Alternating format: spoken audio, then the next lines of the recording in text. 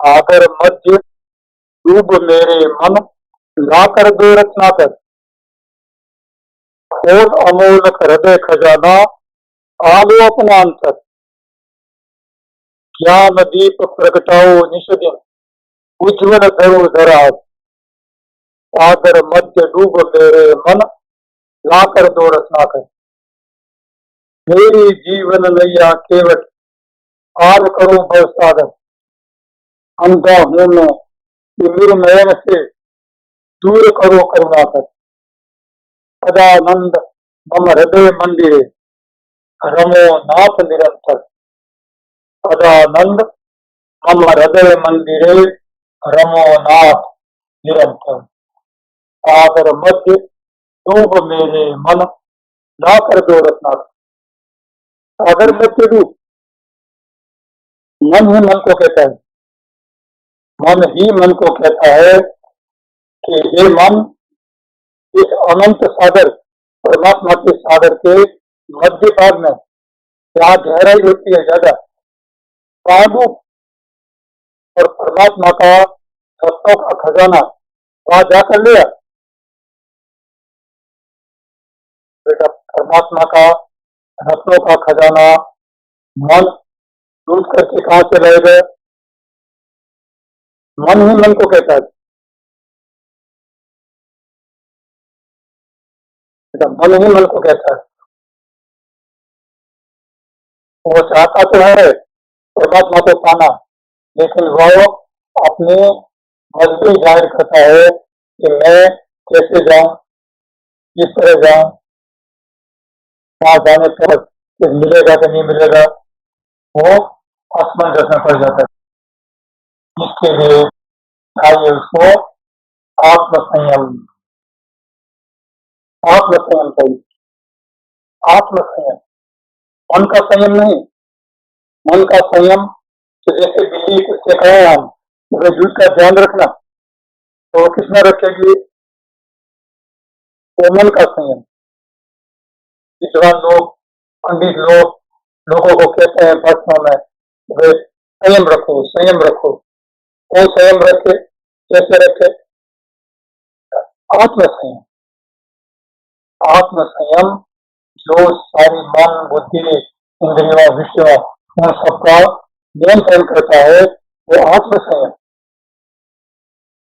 आत्मसंयम चाहिए, आत्मबल चाहिए, अंदर की कवच चाहिए, आत्म खोज चाहिए। खोज करने का खेल प्राप्त होना चाहिए, तो आत्म प्रकाश प्राप्त होता है। तो आत्म प्रकाश प्राप्त होता है। जैसे आपको एक अद्वैत के मानता था, अद्वैत के परिपूर्ण आचार्य शंकर की बात है। शंकराचार्य जन्मजात अद्वैत थे, जन्मजात। अब हमें घटनाएं तो कई बार विश्व ने सुनी हुई होती हैं, घटनाओं का मतलब नहीं है, यहाँ भर में समझना है। कई बार घटनाओं का स्वरूप अलग होता है, घटनाओं का मर्म अलग होता है। तो हमें घटनाओं का स्वरूप नहीं, घटनाओं का मात्र मर्म समझना है कि ये क्यों कहा जा रहा है। कई बार दूसरी बार कहा जाता है, तीसरी बार कहा जाता है। क्यों कहा जाता है? क्योंकि अध्यात्म घर के कोने में फैलनी चाहिए, ये कांच के टुकड़े नहीं है, ये रत्न है, रत्न है, रत्नाकर है। तो अद्वैतवाद के मानदाता महात्मा शंकर, शंकर वो 3 साल की उम्र से ज्ञानोदय हो गया। 7 साल की उम्र में उन्होंने संन्यास लिया। माँ से कहा, आप मुझे संन्यास दे दो, भिक्षा दी। माँ ने कहा, बेटा इस छोटी सी उम्र में लड़के आंगन में खेलते हैं, तुम्हारे मुंह से दूध की बात आती है, बेटा दूध मुहे खाई जाते हो, अब संन्यास लोगे? तुम्हारे पिता नहीं है, मैं संसारी जीव, एक काम करना, 2 वचन दो मुझे। एक तो मरते समय दर्शन देना, और दूसरा मेरी अंत्येष्टि की क्रिया आप करना। उन्होंने कहा मंजूर, मैं भले कितना भी अध्यात्म अद्वैतवादी हूँगा, मैं जरूर आऊंगा माँ, जरूर आऊंगा। यही हुआ। महात्मा 7 साल की उम्र से घर छोड़कर सदगुरु के पास जाते हैं, तो सदगुरु के सामने बैठ कर कहते हैं चिदानंद रूपम शिवोहम शिवोहम, सत्य चित रूप आनंद रूप, यदि कहीं परमात्मा है तो महाराज तो मैं हूँ, मैं हूँ, मैं हूँ। अपना परिचय आप देते हैं। सदगुरु कहते हैं बेटा बेटा आप और मैं अलग नहीं है। सांसारिक स्वरूप होता है, एक सदगुरु होते हैं, दूसरे शिष्य होते हैं। बेटा शिष्य चाहे कितने ही आगे बढ़े, रामकृष्ण से विवेकानंद चाहे संसार में कितने ही प्रसिद्ध हों, कि भाई रामकृष्ण के ही बच्चे कहे जाएंगे। सदगुरु सदगुरु होते हैं, बच्चे बड़े होते हैं। तो सदगुरु ने कहा बेटा ऐसा करो, छोटी उम्र है, अभी जाओ बनारस और वहां संस्कृत का अध्ययन करो, फिर अपने जितने आर्ष ग्रंथ है और उनकी पांडुलिपियां बड़ी मूल्यवान इधर उधर तो कहीं पर पड़ी हुई है, उनका जीर्णोद्धार करो और 4 धाम की यात्रा स्थापित करो और संसार को अद्वैतवाद का बोध दो। छोटी उम्र में बहुत बड़ा काम करना था उन्हें। 7 साल की उम्र का बच्चा, लेकिन कहते हैं कि वेद व्यास जिन्होंने गीता लिखी, महाभारत लिखा, वो वेद व्यास वृद्ध अवस्था में रह करके उनकी रक्षा करते थे।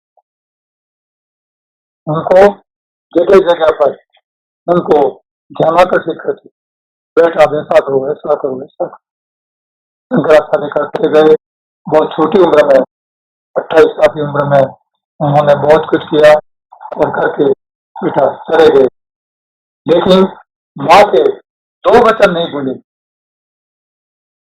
माँ की अंतिम अवस्था, माँ शरीर छोड़ने को थी, लेकिन बेटे का अंतिम दर्शन करना, तो शंकराचार्य आ गए, माँ को अंतिम दर्शन दिया, माँ चल बसी। लेकिन केरला के लंबोदरी पाद ब्राह्मण, जिन्होंने शंकराचार्य के पिता तो थे नहीं, विधवा माँ और बेटा दो ही थे, दोनों को कुछ गलत बाबा साधु की संगत करते हैं ऐसा मान करके उनको जाति से बाहर रख दिया, जाति से बाहर कर दिया। तो कोई लंबोदरी पाद ब्राह्मण लकड़ी लेकर के सीता के लिए जलाने के लिए नहीं आए। पुरातन काल में नियम था कि हर घर से एक गृहस्थ एक लकड़ी लेकर के आते थे और जहाँ मरण हुआ था होता था वहां वो चीता रख करके अग्नि डाल देते थे। लेकिन कोई नहीं आया मदद को। शंकराचार्य खड़े हुए, पड़ोस से उन्होंने कुल्हाड़ी मांगी, आमदन का पेड़ काटा, टुकड़े करके चीता रखी, माँ का शव कंधे पर डाला और सीता की परिक्रमा करके वो सीता की परिक्रमा करके वो माँ को अग्निमुख दे करके मुखाग्नि दे करके लेकर चले। बद्रीनाथ के पास की पगडंडी के पीछे होते हुए वो 5 किलोमीटर पीछे बर्फ में बैठ गई, अपना शरीर बर्फ में गला दिया, जो काम बाकी था वो हो गया। ये सीखना है कि अद्वैतवाद बने हो, हम अपने सिद्धांत के पक्के बने हो, हम चाहे कुछ भी करें, कितने भी छोटे बड़े हो जाए, लेकिन हमें एक काम करना है, हमें एक काम करना है कि हमें अपने परिवार को, अपने कुटुंब को, अपने संसार को, अपने समाज को बेटा एक भूल नहीं जाना है। चाहे कितनी ही आध्यात्मिक प्रगति करें, चाहे वो हम जागृति ले लें, लेकिन कहीं न कहीं हमें अपना बचपन का कर्ज चुकाना होता है, बचपन का कर्ज चुकाना होता। राजा जनक भी ऐसे ही अद्वैतवादी थे। शंकराचार्य की तरह महात्मा अष्टावक्र अद्वैतवादी थे। राजा जनक राजगद्दी पर बैठते और राजा बन जाते, जब गादी से नीचे उतरते तो आध्यात्मिक बन जाते। कोई ऐसे कहता महाराज आप दोनों काम साथ में कैसे कर सकते हैं? बेटा आराम से कर सकता हूँ। जब आध्यात्मिक होता हूँ, आध्यात्म सेवन करता हूँ, मित्रों को सानिध्य देता हूँ।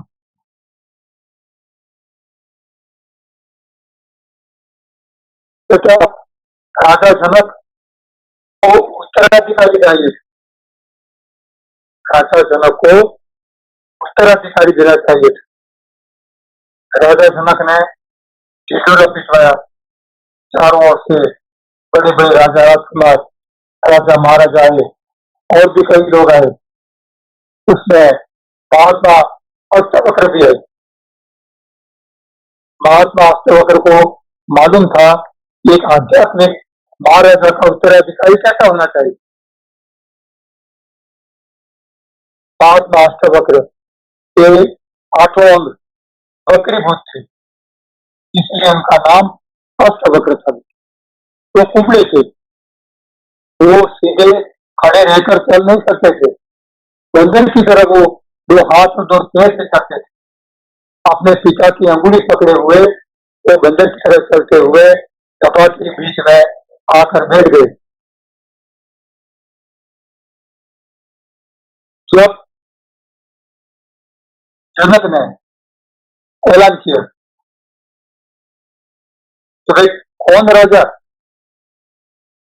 मेरी राजगादी का उत्तराधिकारी बनेगा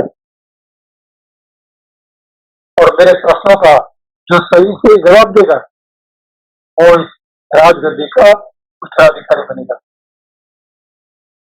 कई लोगों की बारी आई, मात खा गए, जवाब नहीं दे सके और बैठ गए। अष्टावक्र की बारी आई और लोग तो बड़े संस्कार वाले थे, हट्टा कट्टा शरीर लेकर आए थे, बड़ा प्रभावशाली शरीर था उनका। अष्टावक्र हर तरह से शरीर कमजोर था उनका।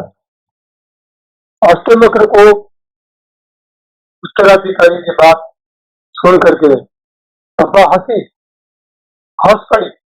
कोई तो हार हुआ उनको कि बंदर की तरह दिखने वाला ये आदमी ये कहता है कि मैं राजा जनक का उत्तराधिकारी बनूंगा, कौन है ये?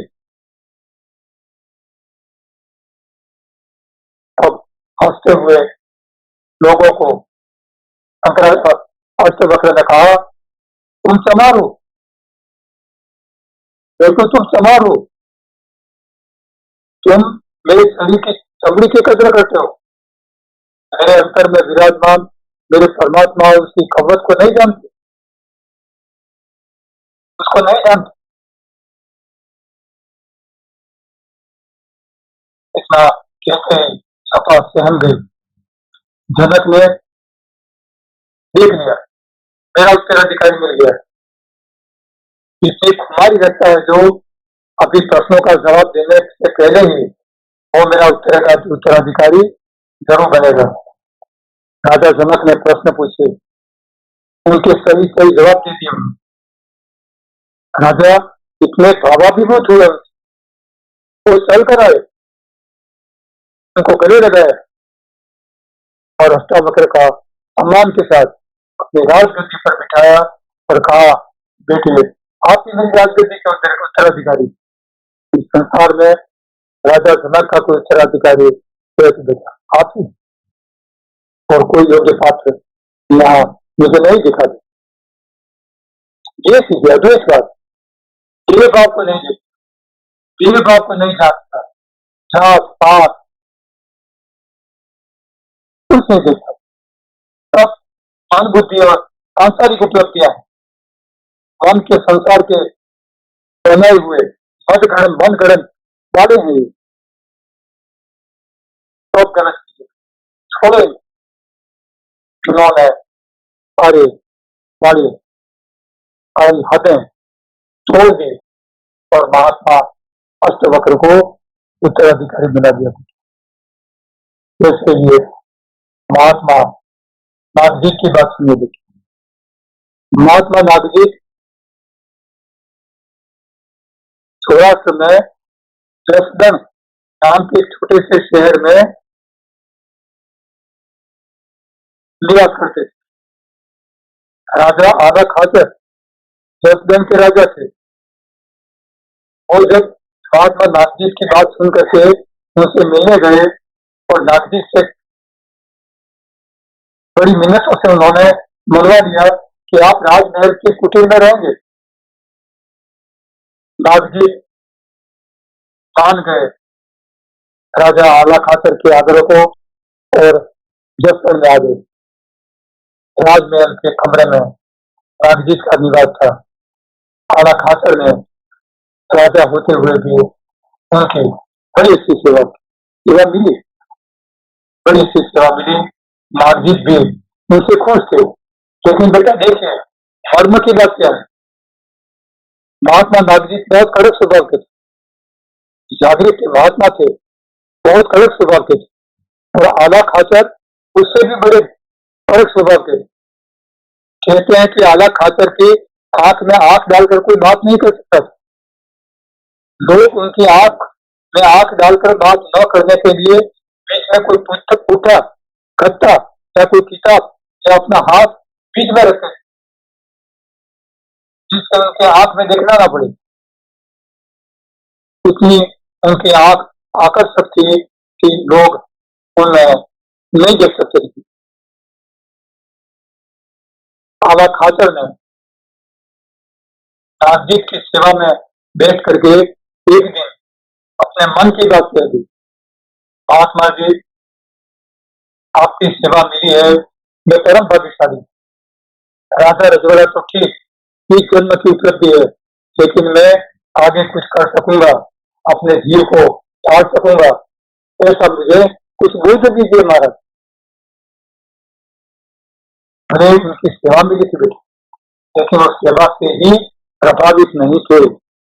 और प्रभावित होते हुए भी वो उनकी योग्यता जानते थे और उनको इतना योग्य बनाना जानते थे कि महात्मा के आला खाचर स्वयं परमात्मा को पाले।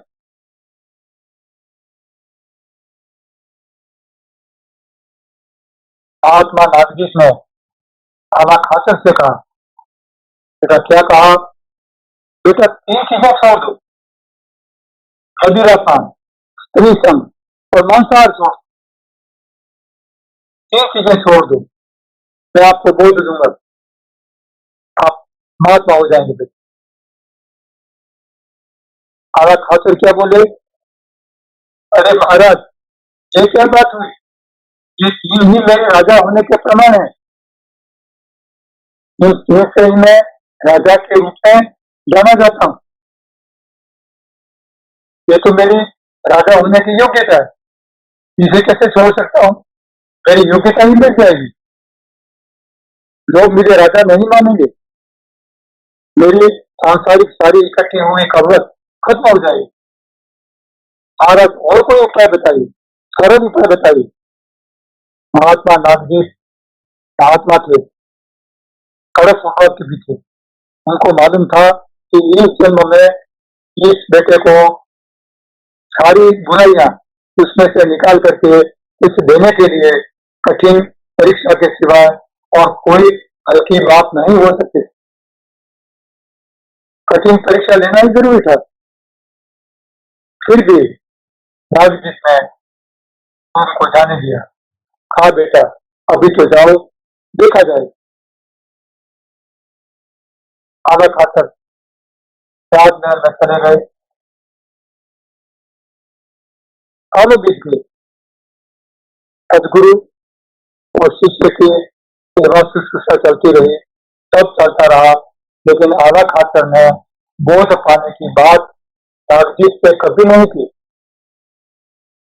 क्योंकि वह जानते थे ये कठिन परीक्षा है, शायद उसमें मैं सफल न भी हो सकूं। जब आला खाचर के अंतिम दिन आए, वो शैया में सो गए, बहुत बीमार होने लगे, तो उन्होंने एक पैसेंजर को भेजा कि महात्मा जी से बताइए कि आधा खाचर आपके दर्शन चाहता है और शैया से उठकर आप तक नहीं आ सकता। महात्मा गांधी ने मन ही मन कहा कि बेटे सारी उम्र पड़ी थी तुम्हारे सामने, आने के लिए बहुत अवसर आए और गए, तुम थोड़ा सा मन को नियंत्रित कर सकते थे, तुम्हें तुम्हारा जीवन धन्य हो सकता था बेटा। समय दे गया, चला गया, वापस नहीं आने वाला, उम्र चली गई, योग चले गए कई, अब क्या करोगे बेटा, दर्शन करके क्या करोगे। लेकिन फिर भी वो महात्मा थे, करुणा करके बेटा, और अपनी दी हुई सेवा का ऋण चुकाना चाहते थे। भले दोनों जगह से सत्य पाने और सत्य देने का उपाय भले इस जन्म में न हो सके, लेकिन सदगुरु एक तरफी जीवित होते समय भी परमात्मा का बोध मोक्ष को दे देते हैं, मोक्ष को पा लेते हैं और धन्य होकर के अपना ये छोड़ते हैं और पुनर्जन्म नहीं लेना पड़ता, धन्य बन जाते हैं। यह एक सदगुरुओं की एक प्रक्रिया है और वो हो जाती है, कोई करता नहीं है, हो जाती है। जब वो करुणा कलित होते हैं, उनकी कृपा बरसती है और मित्र की सेवाओं से वो अभिभूत हो जाते हैं, तब उनको होता है अरे कुछ किया जाए, परमात्मा का खजाना खाली नहीं है, उससे कुछ किया जाए, दिया जाए, क्यों खाली आ जाए। भले उसकी मानसिक स्थिति, शारीरिक स्थिति और मानसिक कवच इतनी नहीं है कि वो कुछ कर सके, लेकिन उसका अंतर तो कुछ कर सकता है, अंतर तो मेरे साथ जुड़ा हुआ है। तो उन्होंने आला खाचर को सर पर हाथ रखा और आला खाचर को बोध दिया और शांति से आला खाचर ने अपना पदार्पण किया, आनंद की पाठ को चले गए, अपना शरीर छोड़ दिया महात्मा की हाजिरी में और महात्मा से जागृत होकर के परम धाम पहुंच गए। सदगुरु ने खाली हाथ नहीं भेजे, करुणा सागर है, कैसे भेजना होता तो राजमहल में आते ही नहीं, सेवा स्वीकार करते ही नहीं। मर्म ये समझना है, सदगुरु खजाना है, उसका खजाना कभी खाली नहीं होता। कृष्ण ने कभी किसी को कहा बेटे आ लो, ये लाठी फेंको और जितनी गायें बीच में रह जाए उतना तुम्हारा, इन्हें बेच दे दी। उसने 25-30 गाय ले ली, उन्होंने कहा लाख गाय ले लेता बेटा, लाख गाय। परमात्मा का खजाना कहाँ खाली था। परमात्मा करुणा सागर में वो जताते नहीं है, बताते नहीं है, लेकिन उन्हें सब पता है बेटा, सब पता है, हर चीज का पता है। अध्यात्म सेवन करने वाले हर मित्र की हर एक योग्यता का पता है, एक एक योग्यता का पता है, एक एक तकलीफ का पता है, और तकलीफ ऐसे कैसे वो निकले इसका भी पता है।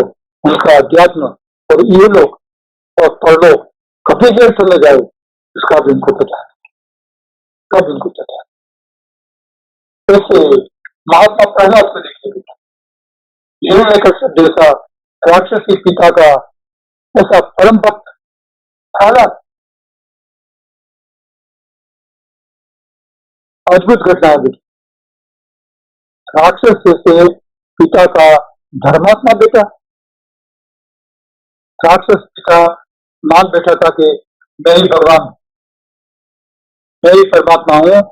बच्चे को कहा कि तुम मेरे नाम का जाप करो, मेरे नाम की मूर्तियां गढ़ो, मेरी पूजा करो, मैं ही भगवान।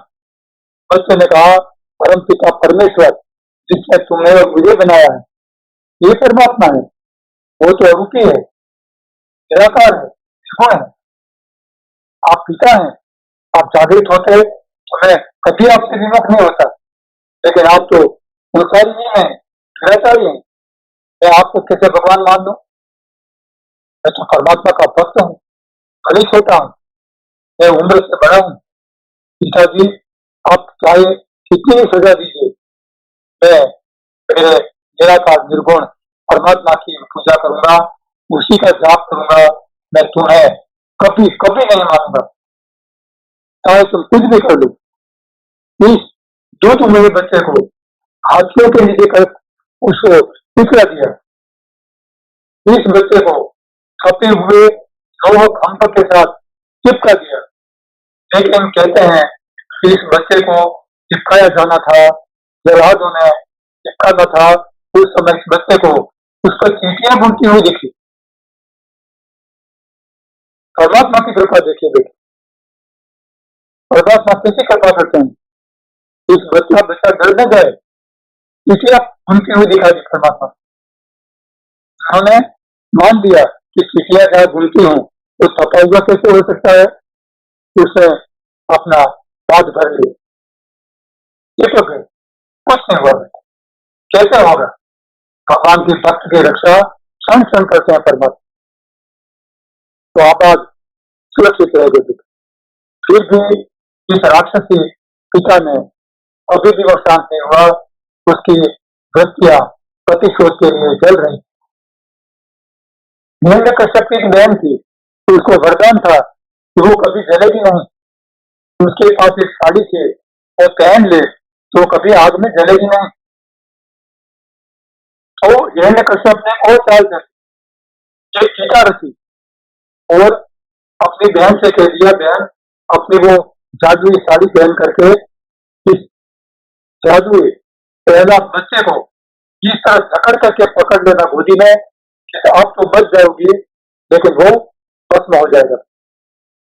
देखिए पिता की चाल, इसको पिता कह सकेंगे हम, पिता की चाल। ऐसा ही हुआ, पिता रची गई, घेरा पीटा गया, लोग इकट्ठे हुए।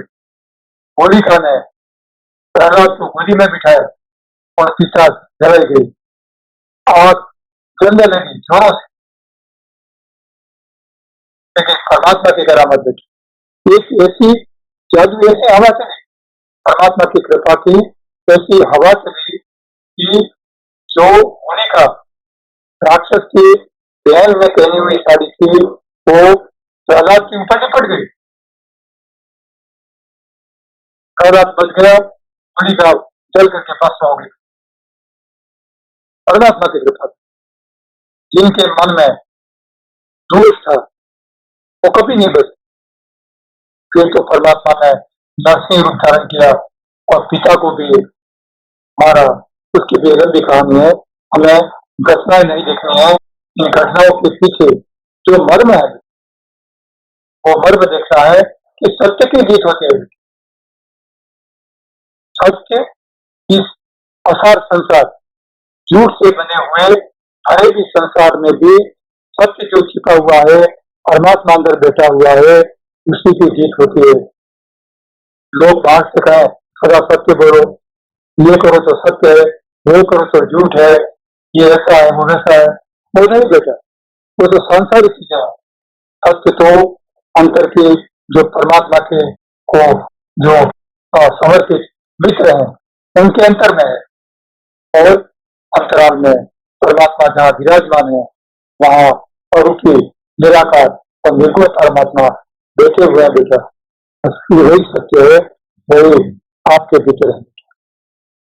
देखिए माया और मोह किससे भरे भी हैं बेटा।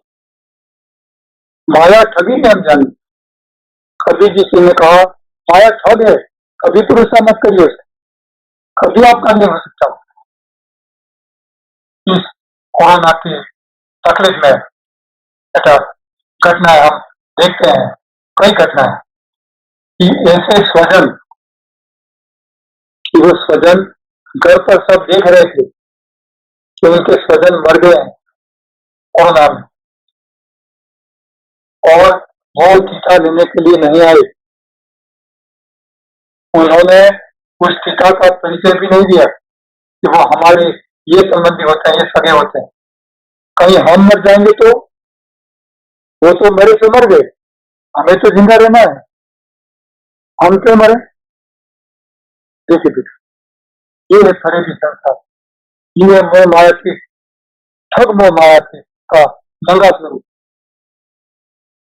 ये है बेटा, और फिर सरकार में तो जहाँ सामूहिक बतलाते हैं, सामूहिक जलाते हैं, और जोक दिया मोड़ दे, वही आपका स्वतंत्र था बेटा, आपका आत्मीय था, उसने उसने कई कई आपके काम किए थे, आपको न्याय दिए थे बेटा, आपको कहीं जन्म दिया था। इस संसार का हर एक संसार में कई बार ठगता है आपको, आपको बेटा ये दृष्टि मिली हुई है, लेकिन कई बार संसार उसके लपेट में आ जाता है और दावों में बह जाता है और मान लेता है कि यही सच है और कोई सच नहीं है।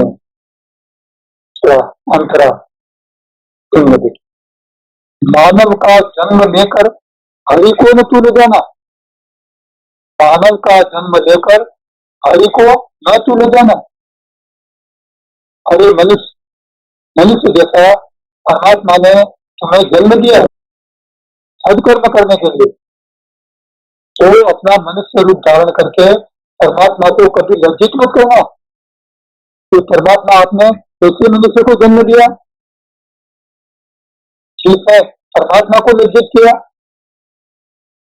यह भूल मत कभी भी आया कर्म कराना, हमने परमात्मा का यह अमीर कराना, मनुष्य जैसा जन्म हमने धारण किया है, इस बात को ये मित्र कभी भूलना न। सीता अनात्म से है, आसान पार पाना, अपने मोह माया इंद्रिया विषय राग में इन सब अनात्म से पार पड़ जाओ, अनात्म को जीत लो बेटा, तो पार पाना संसार जीत लेना, संसार से उस पार जाना आसान बन जाता है। मरना सदैव मन का, हरि दिव्य पाना, मन मरता है, हमें तो दिव्य परमात्मा की ज्योत जलानी है अंतर में बेटे। पथ सेवे तू हसीन सपने, पथ रुक जावे रोने में, पथ दौड़े बेहोश कर्म में, पथ ललचावे भाने में, पथ प्रमाद में पड़ा रहे तो पथ जीवे अनजाने में, विषय राग को वश में कर ले कभी न रुक पैमाने में। पैमाना यानी हद, हद संसार, संसार हद में है, परमात्मा अनहद है, असीम है, काउंटलेस, असीम है, अनंत है। तो संसार से निकल करके, संसार जैसे कुएं से, संकीर्ण गड्ढे से निकल करके अनंत परमात्मा को पा जाना। न तो सूरज को दिया दिखा दे, और तो उसको तो पाठ कभी सूर्य को न दिया दिखा बेटा, परमात्मा को एक मत दे, और तो उसको तो पाठ मत, उसको ढाको मत कभी, परमात्मा को मत ढाको, सूर्य को मत ढाको, मधुमक्खी जब तक छत्ते में बहुत मधु को तो चाट कभी, परमात्मा अंतर में बैठा है, मनुष्य को मत छू बेटा, ये दुराचारी मनुष्यों तो दुराचारी कोई ले नहीं, लेकिन कभी कभी उस दिशा में लोग पहुंच जाते हैं तो कहना पड़ता है बेटा, उसके अंतर में तो परमात्मा ही निवास करते हैं, फिर भी दुराचारी के अंतर में भी परमात्मा बैठा है बेटा, परमात्मा बैठा है, इसलिए उसको उसको समझ करके परमात्मा विराजमान है। ऐसा मनुष्य होकर मैं कैसे लज्जित बनूं, कैसे परमात्मा को लज्जित करूं, कैसे मैं संसार में खराब काम करूं? धीरज रख, मक्खन आने दे, मत पीवे की छाछ पी, धैर्य रखो बेटा, श्रद्धा और धैर्य आपका धर्म है, धीरज रखो, श्रद्धा रखो, जल्दबाजी मत करो, अभी भी समय है, परमात्मा मिलेगा, जरूर मिलेगा बेटा। मक्खन खाओ, छाछ क्यों पीते हो, इतनी जल्दी क्या है, मक्खन आने की राह क्यों नहीं देखती? इतनी ही साक्षरता पावे, मत पड़े उल्टा घात कभी, अक्षर बनो बेटा, परमात्मा का नाम स्मरण करो, उसको अंतर में बिठाओ, उल्टा घाट कभी मत करो बेटा, परमात्मा को गलत ढंग से कभी मत समझो, अनासक्त बन, कठोर मत बन, सारी जगत की तेरी है, अनासक्त मत बन, अनासक्त बन, कठोर मत बन, कठिन नहीं बनना है। सारा संसार तुम्हारा ही है, तुम्हारा संसार कहीं छीनने वाला नहीं है। जागोगे तो परमात्मा तुम्हें अपना बच्चा लगेगा, बेटा उसी का काम करोगे। तो अभी तो परमात्मा के उठाने के लिए संसार छोड़ रहे हो। स्वामी मत बन, सेवक बन, अंतर सत्ता सब तेरी है, आगे अंतर्मुख हर कोई, होना भी रण तेरी है।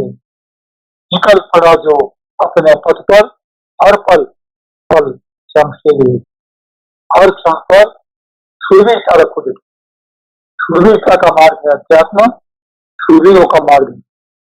शीतता में शून्य होकर इस हिमालय पर चढ़ा, शीतता में यानी प्रमाद में इतने ठंडे की मत हो जाओ, ये स्वप्न में ही हिमालय चढ़ बैठे, ओढ़कर बैठ गए, परमात्मा के विषय में थोड़ा पढ़ लिख लिया, किसी वाणी शब्दों में बह गए और मान लिया कि हमने हिमालय चढ़ लिया, हमने परमात्मा पा लिया।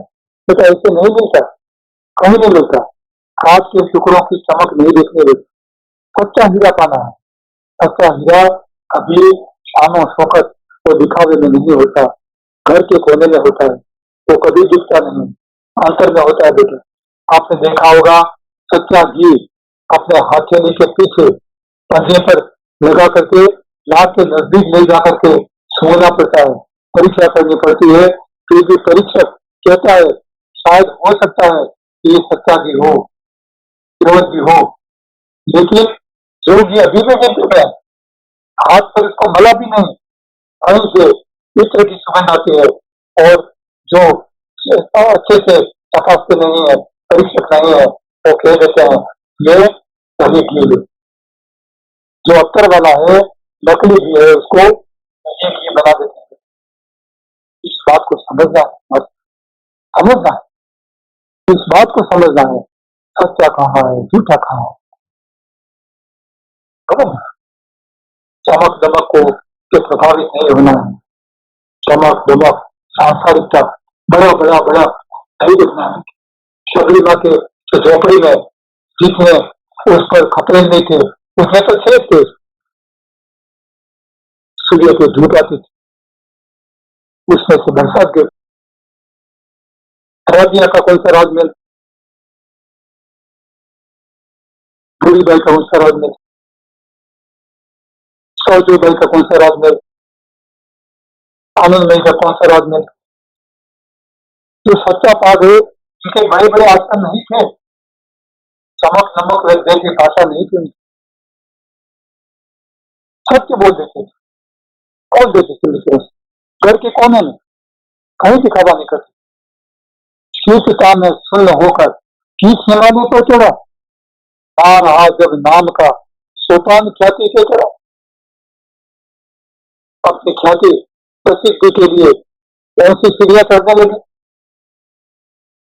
आ रहा तो ठाम का, हर गांव में झंडा गया, हर गांव में प्रसिद्धि करने लगे, गांव भाग जाओ, झंडा गाड़ने लगे।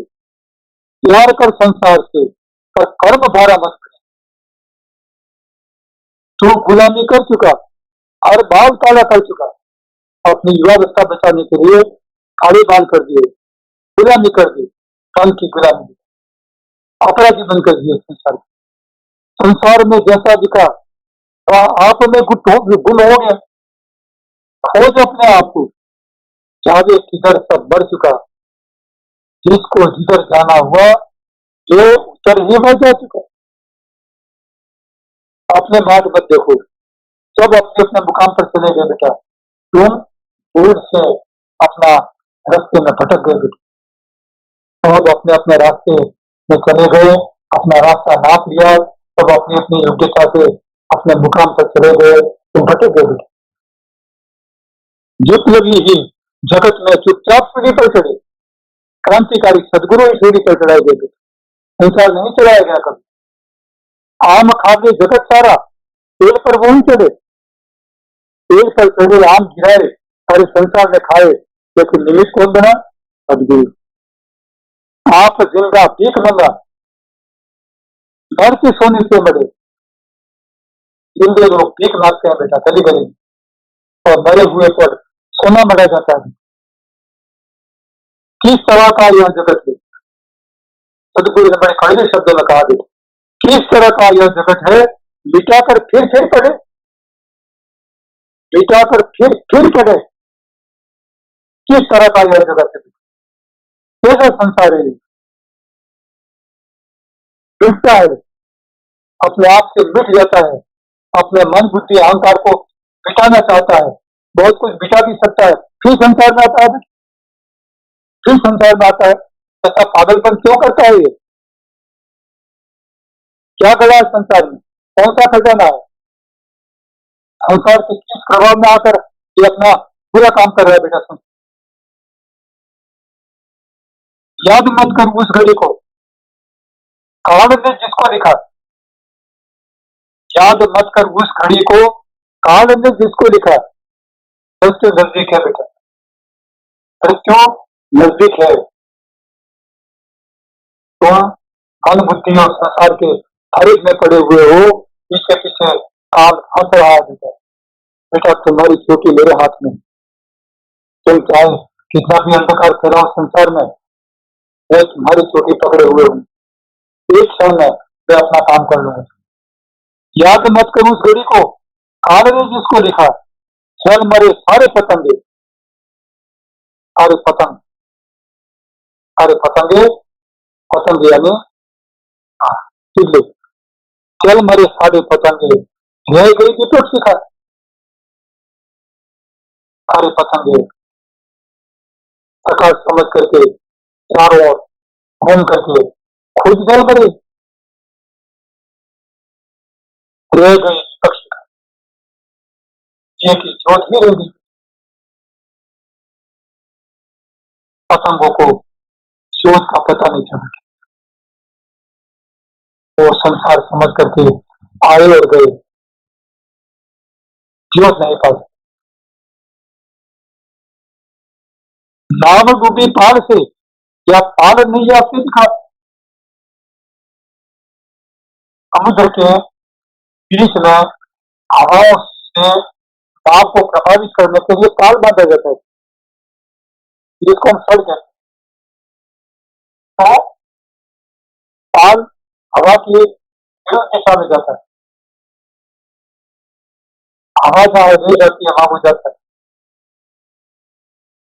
और कभी हवा इतनी बड़ी तो वो नदी वो नाव को समुद्र में डुबा देता है। तो बताइए, पाल ने नाव को डुबोई या नाव ने पाल को डुबोया? पाल तो नाव के अधीन,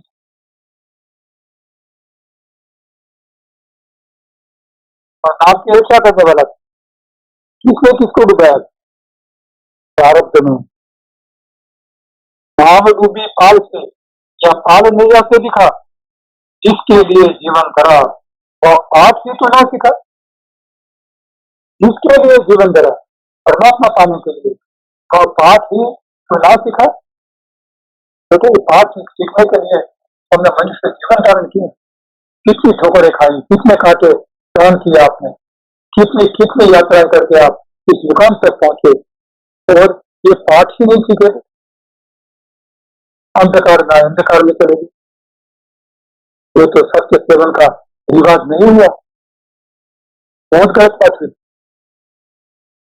ऐसा नहीं करना है, सत्य का सेवन करते रहिए, संसार में रहिए, न रहने के बाद से सत्य सेवन करिए। अंतर में हमें सत्य को पाना है बेटा, अंतर में रहिए, सत्य को पाइए।